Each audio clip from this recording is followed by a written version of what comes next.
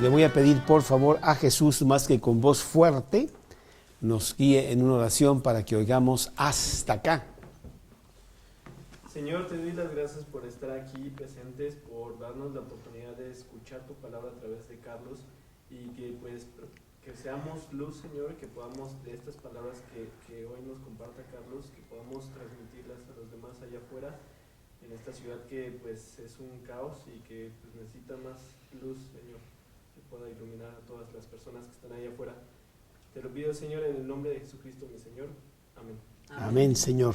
Estamos en el libro de Filipenses y este es el último estudio sobre este maravilloso libro que tanta motivación, que tanta fuerza siempre me ha dado a mí. Un libro que nos habla de gozo profundo, que son 27 veces que el apóstol Pablo dice esa palabra en este libro. Gozo a pesar de la prisión en donde tú estés. Y ciertamente todos estamos muchas veces en prisión. Dice la palabra de Dios que Cristo nos ha hecho libres y no deberíamos estar en prisión, pero muchas veces las circunstancias, los problemas, las encrucijadas de la vida nos llevan a un rincón que parece sin salida y entonces ahí como que nos tambaleamos. Y vemos los ejemplos que Dios nos da en este libro, bueno, en toda la Biblia, de cómo podemos nosotros tener victoria aún en esas circunstancias, no importa cuáles sean. Y el título del estudio de esta noche es Los Santos de Dios, que es el finalizar realmente el libro de Filipenses, versículos 20, 21, 22 y 23. Filipenses 20 al 23, y la palabra de Dios dice así: al Dios Padre nuestro sea gloria por los siglos. Amén. Saludad a todos los santos en Cristo Jesús. Los hermanos que están conmigo os saludan. Todos los santos os saludan, y especialmente los de la casa del César. La gracia de nuestro Señor Jesucristo sea con todos vosotros. Entonces el tema de estos pequeños últimos versículos realmente es el ser santo. Habla aquí de una serie de personas que están en el grupo de Roma. Probablemente se juntaban los jueves como a las 8 de la noche, allá por el sur de la ciudad de Roma, no sé, ¿verdad? Y estos cristianos, Pablo los llama santos.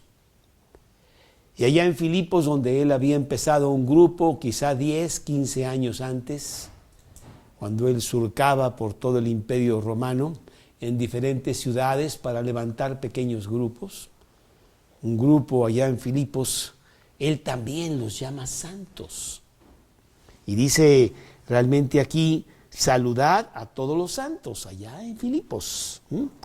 Los hermanos que están conmigo, los santos que están conmigo, os saludan. Una palabra realmente muy mal entendida, la palabra santo. Qué lejos estamos hoy del significado original que aquí vamos a plantear en este pasaje. Y realmente llega a ser hasta un poco insultante el tema, porque nos hablan de un grupo de personas muy, muy especiales que son santos. Inclusive la religión ha hecho una serie de rituales para, no sé si premiar o reconocer a algunas personas que son sobresalientes en su vida para que sean santos. No sé si sepas que fuera de la Biblia, porque nada de esto está en la Biblia, hay un proceso que se llama canonización, en donde una persona muere, y bueno, fue una persona espectacular, o la gente piensa que así lo es, y después de 25 años y a través de ciertos concilios y acuerdos y no sé qué, se le da el título a esa persona de ser santo. Bueno, sí, hay muchos, ¿no? Hay muchos. Y entonces, y eso es lo que ha distorsionado mucho la palabra. Y digo que es un poco insultante porque entonces nosotros vemos a estas personas en un estrado muy alto y en una situación inalcanzable para nosotros.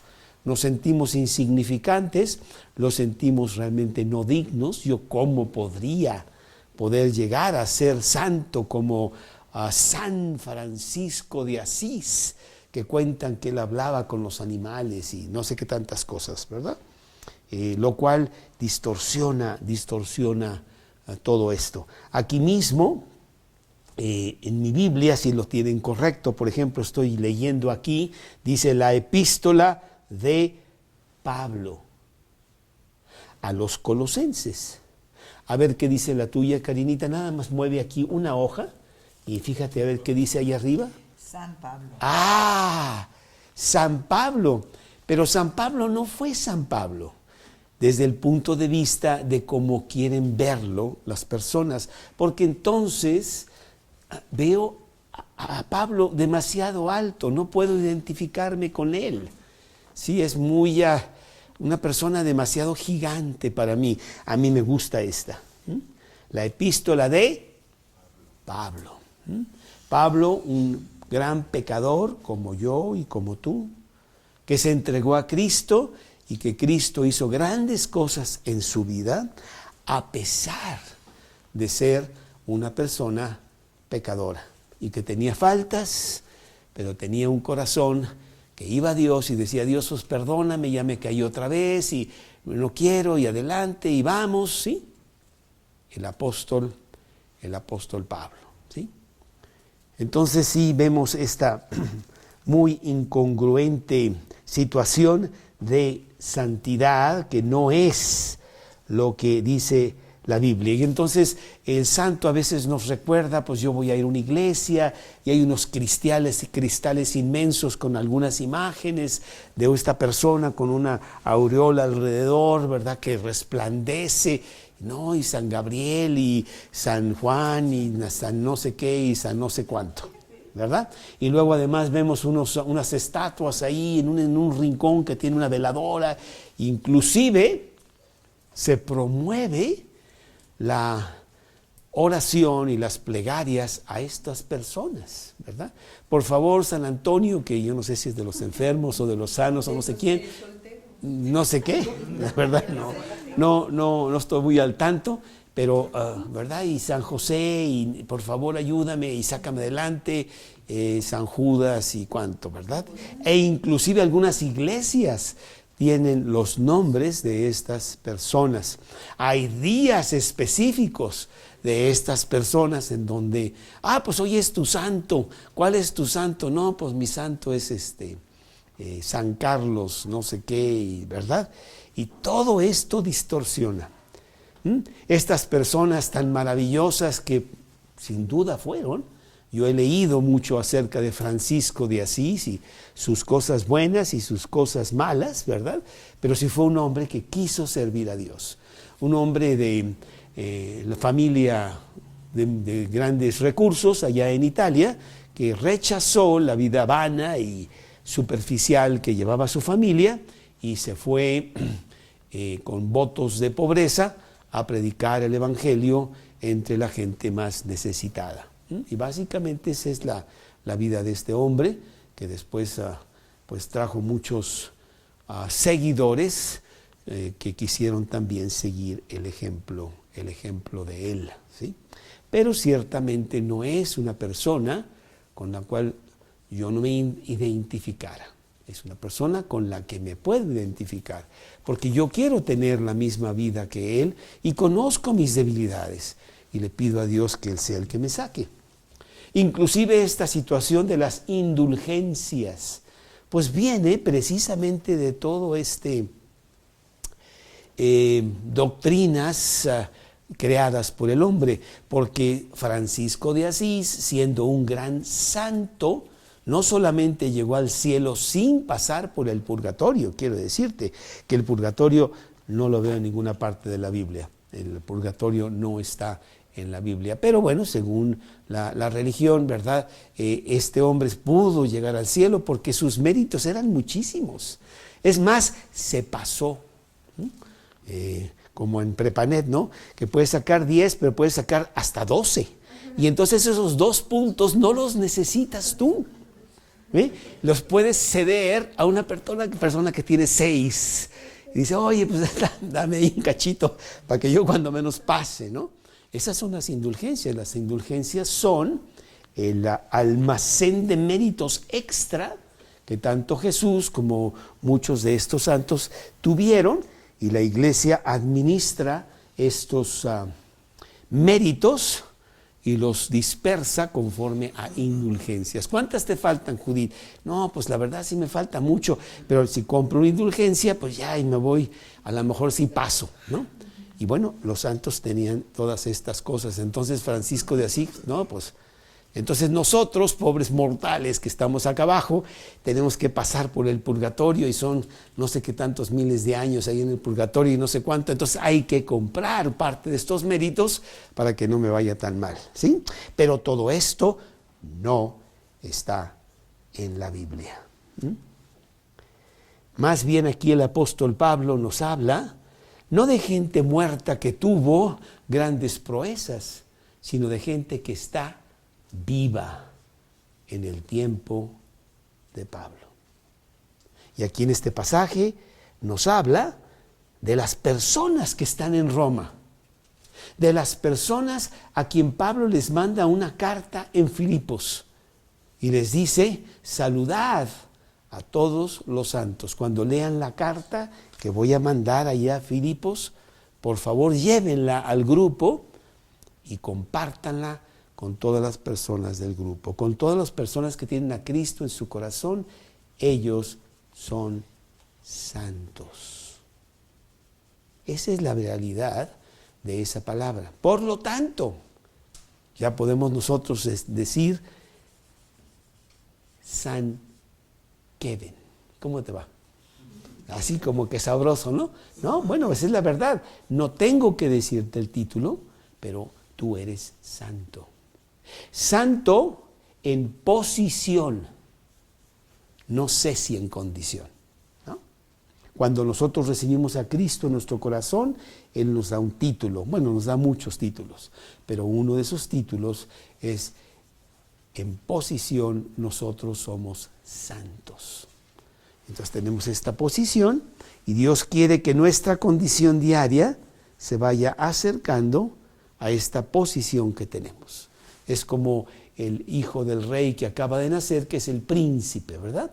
Pero el príncipe tiene nada más un título, él no sabe nada, es un bebé. Pero con el tiempo, él se apoderará de ese título, ¿sí? Entonces leamos, por ejemplo, 1 Corintios, capítulo 1, versículo 1.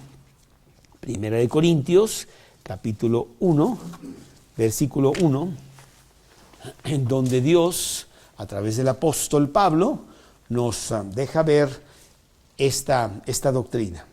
Pablo, llamado a ser apóstol de Jesucristo por la voluntad de Dios, y el hermano Sóstenes, a la iglesia que está en Corinto, a los santificados en Cristo Jesús, llamados a ser santos, con todos los que en cualquier lugar invocan el nombre de nuestro Señor Jesucristo, Señor de ellos y nuestro. Fíjate, en el versículo 2, a la iglesia de Dios que está en Corinto, a los santificados en Cristo Jesús. Ya les está diciendo a los señores que están en Corinto que son santos, son santificados en Cristo Jesús. Pero después incógnitamente me dice, llamados a ser santos con todos los que en cualquier lugar invocan el nombre de nuestro Señor Jesucristo. Aquí nos está hablando de posición y nos está hablando de condición. Desde el punto de vista de posición, tú recibiste a Cristo en tu corazón, tú eres santo. Es el título que te da Dios a ti. Y ahora yo quiero que tú eres llamado a ser santo, a que empieces a vivir ese título que Dios te ha dado. ¿Ok? Inclusive, Primera de Pedro, capítulo 1, versículo 15, versículo 16. Primera de Pedro, capítulo 1, versículo 16. Que dice así: porque escrito está, sed santos, porque yo soy santo.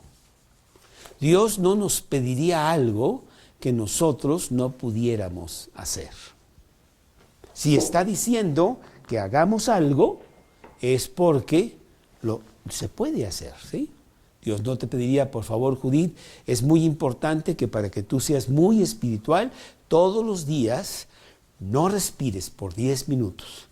Y entre más aguantes, más espiritual. Y tú dirás, bueno, pues perdóname, pero tú me diste unos pulmones y mi cuerpo tiene un cierto diseño que me es imposible hacer lo que me estás pidiendo, ¿sí?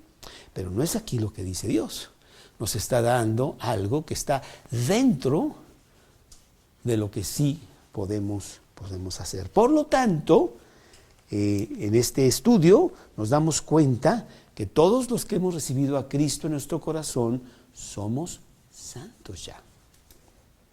Somos santos ante los ojos de Dios.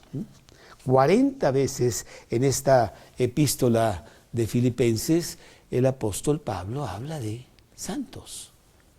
Y lo dice por todos lados, en muchos otros en todas sus epístolas. Por ejemplo, en Romanos 1:7, Romanos 1:7, dice el apóstol Pablo a los romanos, al grupo de cristianos y en los romanos, y dice: a todos los que estáis en Roma, amados de Dios, llamados a ser santos, gracia y paz a vosotros, de Dios nuestro Padre y del Señor Jesucristo. Segunda de Corintios, capítulo 1, versículo 1. Por citar algunos, Pablo, apóstol de Jesucristo, por la voluntad de Dios, y el hermano Timoteo, la iglesia de Dios que está en Corintio, con todos los santos que están en toda Acaya. Efesios, capítulo 1, versículo 1, nos dice la palabra de Dios en Efesios 1:1. Pablo, apóstol de Jesucristo, por la voluntad de Dios, a los santos y fieles en Cristo Jesús que están en Éfeso. Y fíjate, aún los corintios, yo creo de todas las epístolas que están ahí en la Biblia, cartas de Pablo en la Biblia, pues quizá la más revoltosa y la más bebé en Cristo, que tenían muchos líos allá en los corintios, a ellos mismos también les dice santos. Toda persona que ha recibido a Cristo en su corazón, en el momento de recibirlo, tiene el título de ser santo. Y vamos a ver 5 cosas en este pequeño pasaje de que los santos de Dios hacen como herederos de las cosas de Dios. La primera, la vamos a ir viendo aquí en los versículos, es que hay adoración de los santos. Los santos adoran a Dios. Los santos le dan su lugar a Dios como debe de ser. Pero antes de eso quisiera decir, ¿qué quiere decir santo exactamente? Santo quiere decir apartado. Eso es lo que quiere decir santo. En el caso de Dios es apartado para las cosas de Dios, ¿sí? Entonces tú has sido apartado hacia Dios y fuera del mundo. Y eso eres, en título y poco a poco en condición también. Dice el versículo 20, los santos adoran a Dios. Al Dios y Padre nuestro sean gloria por los siglos de los siglos. Amén. Aquí tenemos lo que se conoce como una doxología. Doxo, gloria. Logos, palabra. Palabras de gloria para Dios. Un final de algo que Dios nos quiso dar a nosotros y lo alabamos y lo adoramos y le damos gracias por esa enseñanza que nos ha dado. Y las enseñanzas que tenemos en Filipos han sido maravillosas, cuando menos para mí. Me ha enseñado a tener contentamiento, me enseñó cómo ser estable y tener estabilidad en mi vida. Me enseñó cómo servir, y ahorita vamos a dar un pequeño resumen de los 4 capítulos, maravillosos fórmulas que nos da aquí Pablo en Filipenses, y él quiere terminar con una doxología. Hay muchas doxologías que Pablo pone en sus epístolas, por ejemplo en la de Romanos, que es la carta que tiene más doctrina en toda el Nuevo Testamento. En el capítulo 11 termina realmente la doctrina del libro de Romanos, porque del 12 al 16 habla más bien de otras cosas, del comportamiento cristiano, y en el versículo 33 una doxología, una adoración, un reconocimiento de quién es Dios para con nosotros. Oh profundidad, dice Romanos 11:33, oh profundidad de las riquezas, de la sabiduría y de la ciencia de Dios. Cuán insondables son sus juicios e inescrutables sus caminos. Porque ¿quién entendió la mente del Señor? ¿Quién fue su consejero? ¿O quién le dio a él primero para que le fuese recompensado? Porque de él y por él y para él son todas las cosas, a él sea la gloria por los siglos. Amén. Una doxología, una terminación con alabanza de parte de Pablo en las cosas que le ha reservado. Pero aquí en nuestro versículo de Filipenses, en el versículo 20 que estamos viendo, y cómo alabamos a Dios con las cosas que nos da, vemos que dice al Dios nuestro. Pablo se agarra de Dios y dice es mi Dios. Es algo muy tangible, es algo muy real para mí, en una comunión profunda que yo tengo con Él todos los días. No es un Dios, o no es el Dios, que bueno, no sé dónde está, en qué galaxia por allá, y la verdad no tengo tanto trato con Él ni comunión. No, no es así. Para Él es algo muy real, es una persona que habita en el centro del corazón de Pablo. Con Cristo estoy juntamente crucificado, dice Pablo, ya no vivo yo, vive Cristo en mí, ¿sí? Y hay una unión profunda con este Dios que yo tengo. El cristianismo es el que presenta con toda certeza esta unión, en donde yo tengo mi compañerismo con Dios, y por lo tanto, en un mundo que habla de gran soledad, el cristiano no está solo. El cristiano tiene un Dios que está con él en todo momento. El Dios de su universo, que anda muy ocupado con tantas cosas del universo, está conmigo en mi trabajo, en la cama en la noche, en el día durante mis actividades, cualquiera que ellas son. Él está conmigo, es mi Dios, por eso dice al Dios nuestro, pero además dice al Dios y Padre nuestro. Entonces ya le da un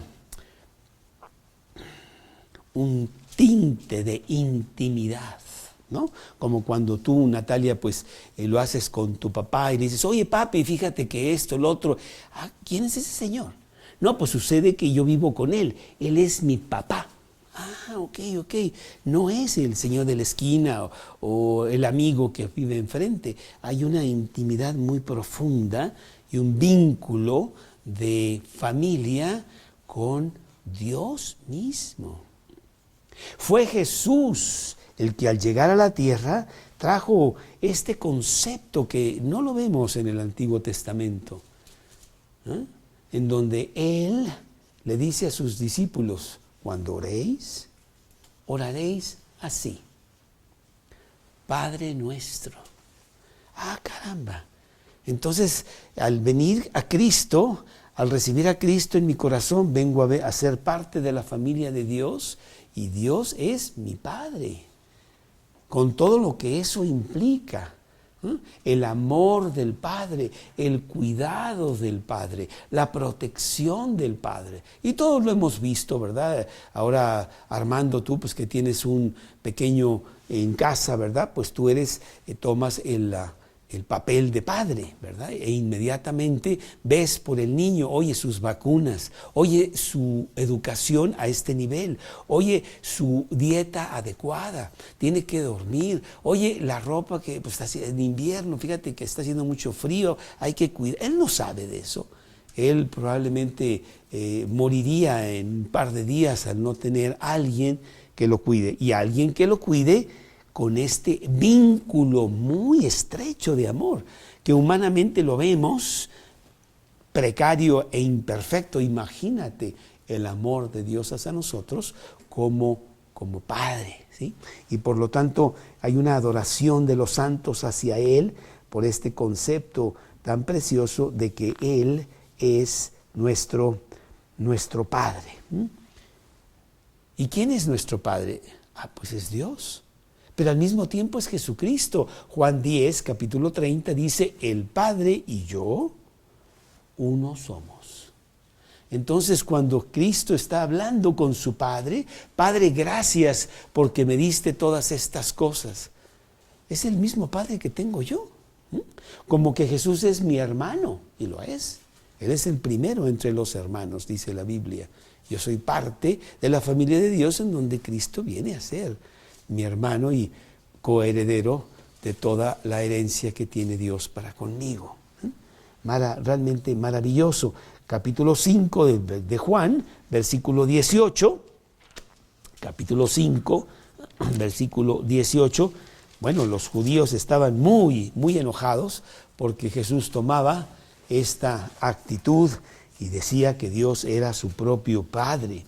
Por esto los judíos aún más procuraban matarle, porque no solo quebrantaba el día de reposo, sino que también decía que Dios era su propio Padre, haciéndose igual a Dios. Romanos capítulo 8, versículo 15, Romanos 8, 15, dice, pues no habéis recibido el espíritu de esclavitud para estar otra vez en temor, sino que habéis recibido el espíritu de adopción, por el cual clamamos, Abba, Padre. Abba, Padre, en español podría traducirse papá, o papacito, mi papá, ¿sí? Claro que así hay una diferenciación. Yo no nací así, sino que Él me adoptó. Yo vengo a ser de la familia de Dios a través de adopción, porque todos los que le recibieron, los que creen en su nombre, Dios les dio potestad de ser hechos hijos de Dios. Entonces yo soy hijo de Dios porque Él decidió adoptarme.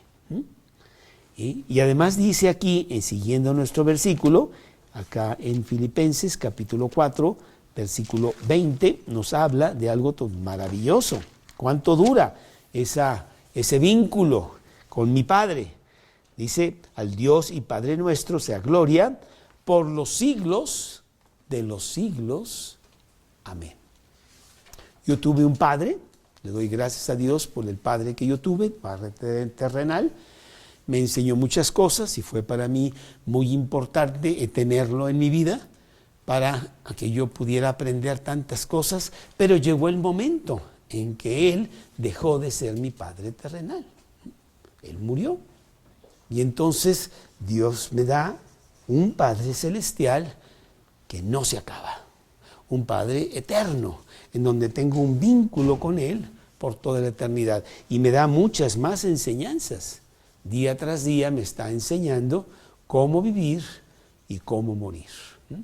Es realmente mi maravilloso Padre. Entonces, como número 1, vemos que los santos tienen adoración a este Dios y Padre nuestro. Número 2, el carácter de estos santos, que está en los siguientes versículos 21 y 22. Saludad a todos los santos en Cristo Jesús. Los hermanos que están conmigo os saludan. Todos los santos os saludan, especialmente los de la casa de el Padre. César. De la casa de César, exactamente, sí. Segunda de Corintios 5:17. Segunda de Corintios 5:17.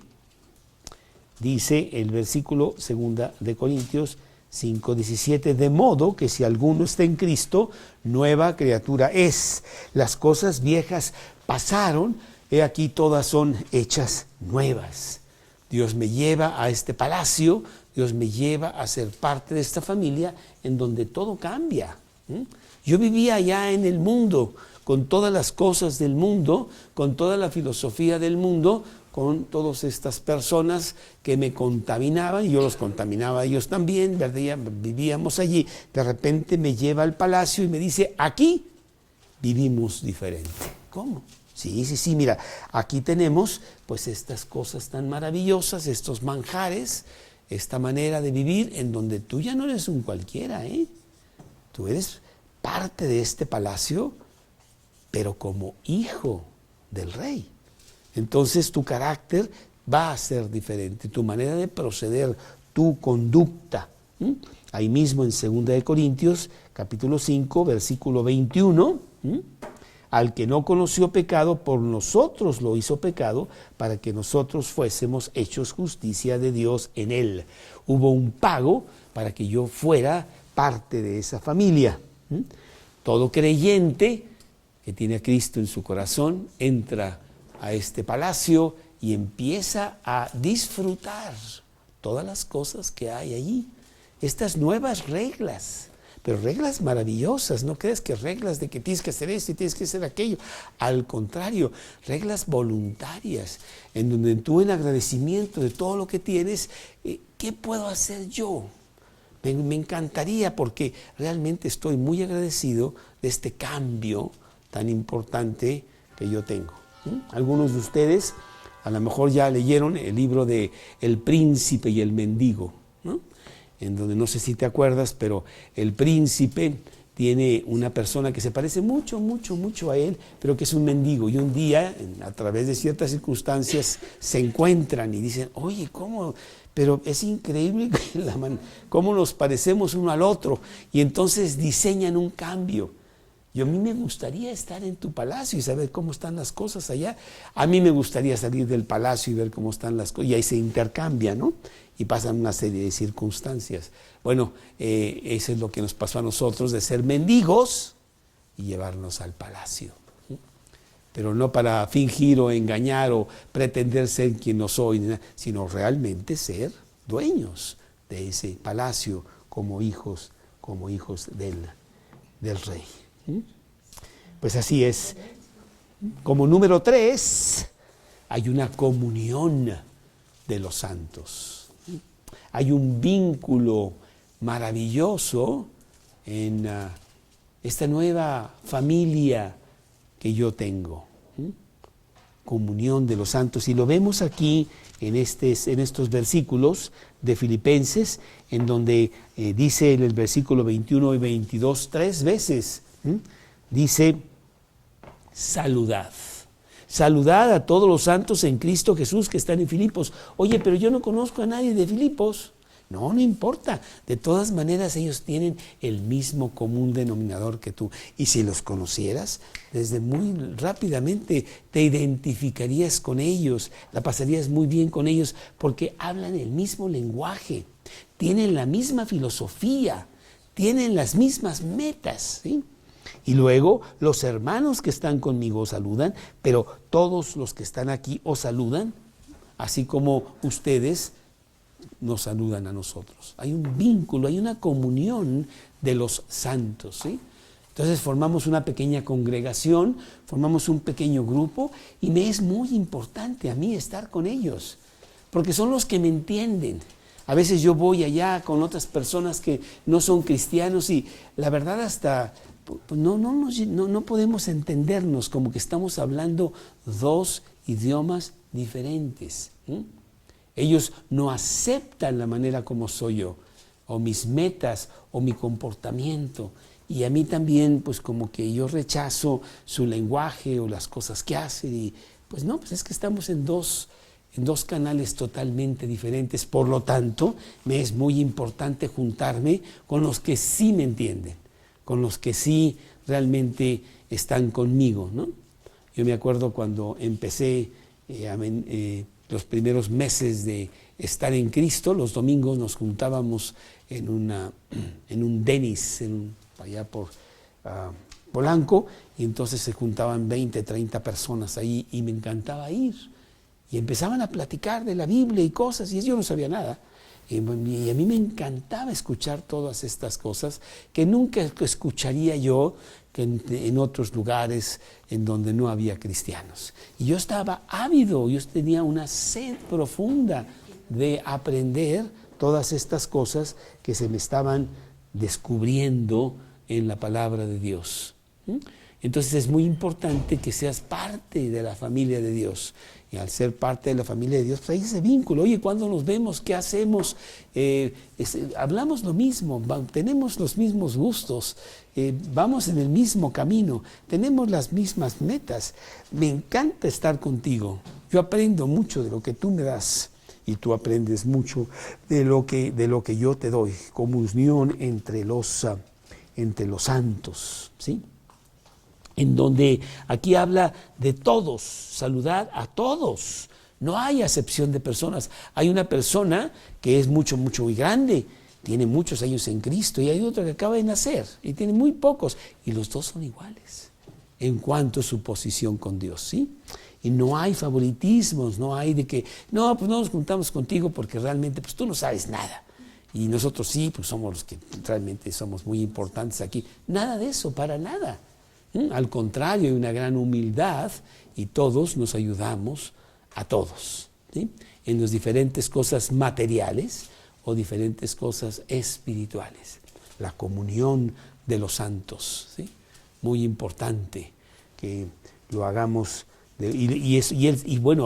Pablo lo ha estado promoviendo. Allá en Filipos el grupo se junta. Allá en Roma el grupo se junta. O en Gálatas o en Corinto, ¿sí? Entonces es la tercera cosa que tienen los santos de Dios. La cuarta cosa que tienen también los santos de Dios es de que los santos de Dios tienen gozo. Bueno, esto no nos sorprende en una epístola que solamente está hablando de gozo por todos lados, que diga al final que realmente hay gozo entre los santos de Dios, ¿sí? Todos los santos os saludan, hay una hermandad, aquí nos habla de los hermanos que están conmigo, os saludan. ¿Pablo tenía muchos hermanos? Pues ¿cuántos hijos tuvo su papá? Pues no sé, pero sí tenía muchos hermanos en Cristo. Y en realidad tú y yo somos hermanos de la misma familia, la familia de Dios. Yo vine a Cristo, a mí me adoptó Dios y entré al palacio y luego me encontré que había ahí otros que Dios también ya había adoptado y son mis hermanos en Cristo. Y ese es un vínculo muy importante, un título que tiene una connotación muy fuerte, ¿sí? De familia. Y cuando llegan más, pues sí hay un gozo profundo de que, oye, pues ya llegaron más y ya tenemos más en el palacio, porque en el palacio, pues no sé si sepas, pero hay muchas recámaras. Es un lugar muy grande y la verdad Dios puede acumular a mucha gente y la tiene, ¿sí?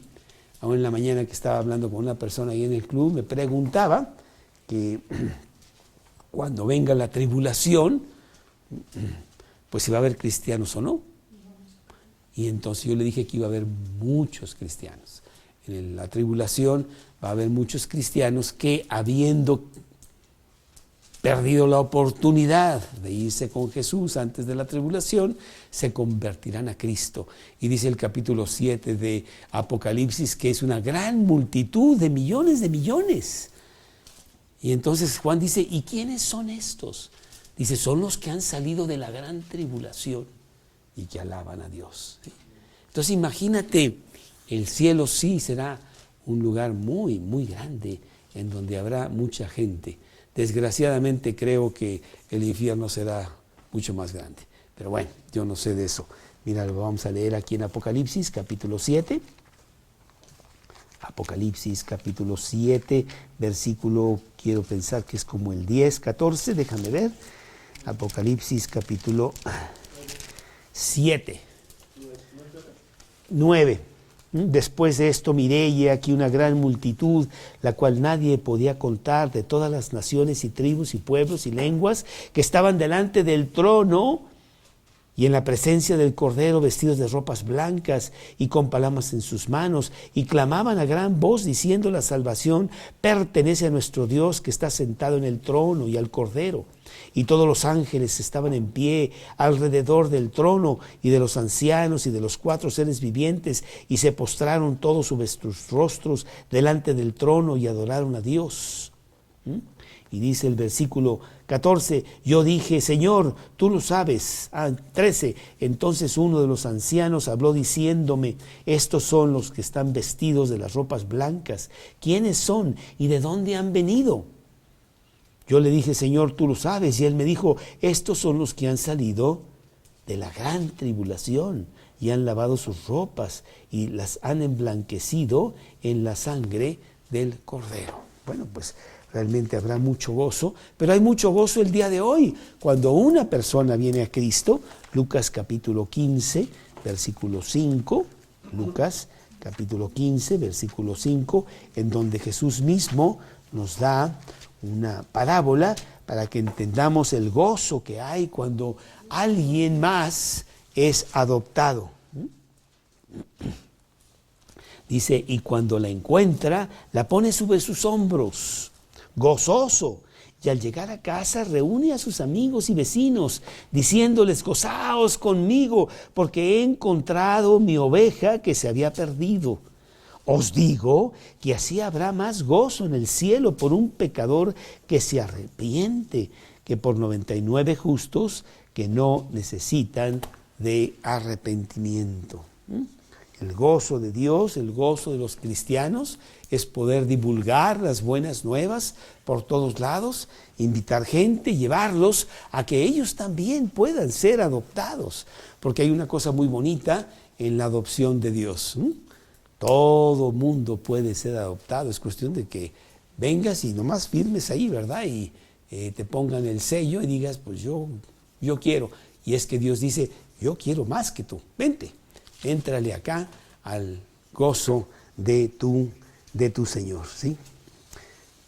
Sí. Y bueno, una cosa muy bonita aquí que los filipenses realmente pudieron disfrutar es que dice aquí, todos los santos os saludan, especialmente los de la casa del César. Bueno, Pablo, ya lo hemos dicho, estando en la cárcel, siendo resguardado como un criminal muy peligroso, que lo tenían encadenado, yo no sé, porque se podía escapar y podía hacer muchos estragos. La guardia pretoriana lo estaba guardando y la cambiaban cada 6 horas. Y la guardia pretoriana eran los hijos de aquellos grandes generales y grandes hombres de Roma. Y por 6 horas estaban presos con el apóstol Pablo.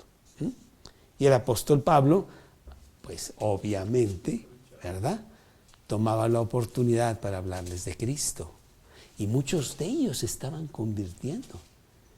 La guardia pretoriana estaba siendo cristiana y ya había estudios en la casa del César, en donde había pues los grandes señores, dueños de la casa, pero también los esclavos y los que trabajaban ahí, todos, porque Dios no tiene excepción de personas y todos los que venían a Cristo eran igual.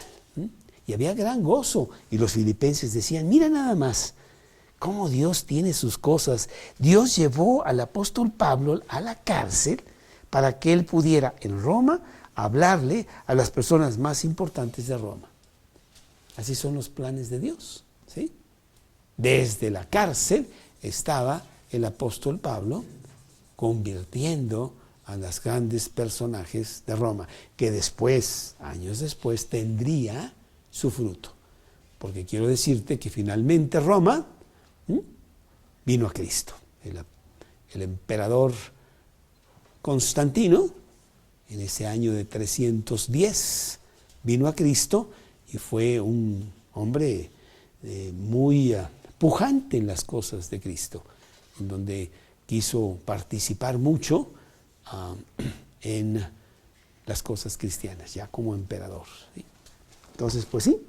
Y la quinta cosa que podemos ver aquí de los santos de Dios es los recursos de los santos, lo que tenemos a nuestro haber, ¿no? Que realmente es mucho. Y lo dice aquí en el último versículo de Filipenses. Todas estas cosas que yo he enseñado en el capítulo 1, capítulo 2, capítulo 3 y capítulo 4, muy prácticas para que tú las pongas en tu vida diaria con tu comportamiento, pueden ser llevadas a cabo con una cosa maravillosa que Dios te da. La gracia de nuestro Señor Jesucristo sea con todos vosotros. Amén. La gracia, la bomba atómica que Dios pone en tu corazón desde el día que recibes a Cristo y que tiene un poder inmenso de transformación y se proyecta hacia afuera, ¿no? La gracia que te trajo a Cristo, la gracia que te convirtió, ¿no? La gracia que diariamente te da victoria en Cristo y te llevará hasta el final. Y los grandes hombres de Dios todos dicen lo mismo que Pablo. En 1 Corintios capítulo 15, capítulo 10, versículo 15. 1 Corintios, no es al revés, 1 Corintios 15, 10. 1 Corintios 15, 10. En donde el apóstol Pablo, el gran apóstol Pablo, que tenía mucha fuerza y que podríamos nosotros pues hasta admirarlo de quién era el apóstol Pablo, pero dice, no me admires a mí, por favor, mira, pero por la gracia de Dios soy lo que soy, y su gracia no ha sido en vano para conmigo, antes he trabajado más que todos ellos, pero no yo, sino la gracia de Dios conmigo. Entonces el apóstol Pablo termina esta maravillosa carta recordándonos que nosotros tenemos un gran poder interno de transformación, que no es algo que nosotros queramos hacer por nuestro propio esfuerzo, sino que Él lo está haciendo en nuestra vida de una manera natural. Creced en la gracia, dice el apóstol Pedro. Ya la tienes, quiero que crezcas, que llegues a una madurez de estabilidad, de contentamiento, de amor a los demás, de gozo profundo a pesar de las circunstancias. Bueno, que el apóstol Pablo estaba él mismo experimentando y quiere que tú tengas también todo eso, ¿sí? Y así pues entonces terminamos este libro tan bonito del apóstol Pablo, en donde la epístola va más allá de los caracteres de Pablo o de las personas que menciona ahí en Filipenses, como Timoteo o como Epafrodito. Es la mente de Cristo realmente el tema de este libro. Su amor, su humillación, su exaltación y lo que puede hacer en la vida de cada uno de nosotros si nosotros nos ponemos sencillamente a obedecerle. Pablo lo hizo y Pablo tenía mucha fuerza ahí mismo en la cárcel a pesar de las circunstancias, pero era por eso. Y nosotros podemos hacer lo mismo, tener lo mismo y decir como el apóstol Pablo, para mí el vivir es Cristo y el morir es ganancia. Parece que Nerón me quiere atemorizar porque dice que me va a matar. No, hombre, me haría un favor porque me iré Cristo. Pero si estoy aquí todavía y si no voy a morir hoy, es por causa de vosotros, porque todavía hay muchas cosas que podemos hacer juntos, ¿sí? Y así vimos estos 4 capítulos preciosos de Filipenses, donde Dios a través del apóstol Pablo nos dio tantas enseñanzas. Capítulo 1, gozo a pesar de las circunstancias. No hay excusa para que el cristiano no tenga gozo. No importa cuáles sean las circunstancias. Capítulo 2, gozo en el servicio a los demás. El apóstol Pablo decía, la verdad me encanta, porque número 1, no me puedo ocupar de mis problemas porque estoy sirviendo a los demás. Y el servir a los demás me da gran satisfacción. Veo a Timoteo y veo a Epafrodito como ellos también lo están haciendo. Hay gozo tratando de servir a los demás. No, en capítulo 3, gozo en compartir a Cristo. Cuando tú hablas de Cristo con los demás, el que más se beneficia eres tú, independientemente si te rechaza la persona, si se burla de ti, si te tira pedradas, o si viene así y acepta a Cristo, como muchos lo han hecho. Hay un gozo, hay una fuerza al tratar de recomendar esta vida tan maravillosa que se llama la vida cristiana. Y el capítulo 4, tan importante y tan bonito, gozo en poder descansar. Descansar en Cristo. Por nada estéis afanosos, dice Pablo. Sean conocidas vuestras peticiones delante de Dios.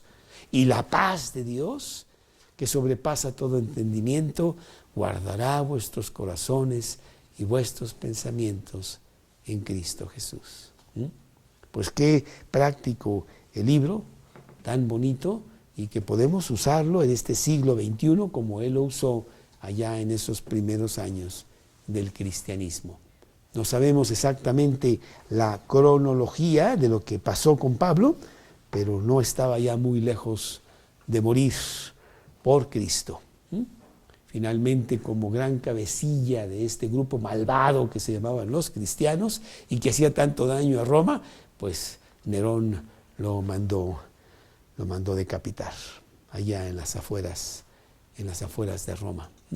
Pero quiero decirte que la sangre de los cristianos es la semilla del cristianismo.